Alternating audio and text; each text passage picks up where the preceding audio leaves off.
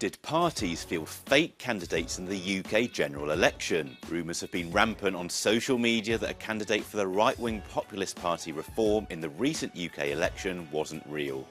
Some said his photo was AI generated, but as usual there's more to this claim than meets the eye. Let's see why.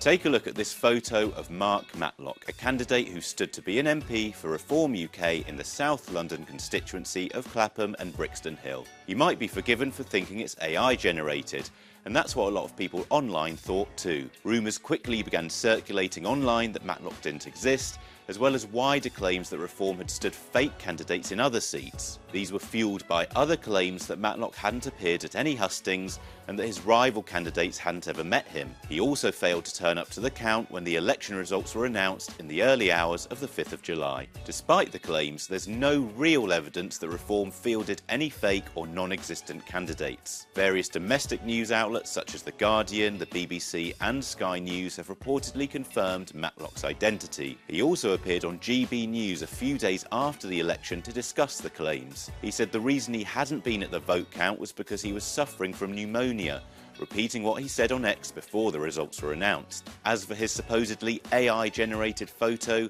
Matlock told The Guardian that the picture had been altered to change his tie and suit as he couldn't get to a photographer on time. Ultimately, Matlock came 5th in his seat with under 2,000 votes, while Bel Ribeiro Addy won for the ruling Labour Party with more than 24,000. While none of Reform's candidates appear to be fake, the BBC reports that the party struggled to find candidates and that, in some cases, they had to recruit staff members, friends and families to stand. Some of them ended up doing very little campaigning, if at all. These so-called paper candidates, who appear on the ballot paper but don't really show their face, are a common feature of UK elections. This is because political parties get more than £22,000 for every seat won and another £45 for every 200 votes won. In addition to this financial incentive to field candidates in every constituency, Reform says that doing so increases democracy, as it gives as many people in the country as possible a chance to vote for them. This all comes after an AI candidate did stand in the UK's recent general election. AI Steve ran for the Brighton Pavilion constituency,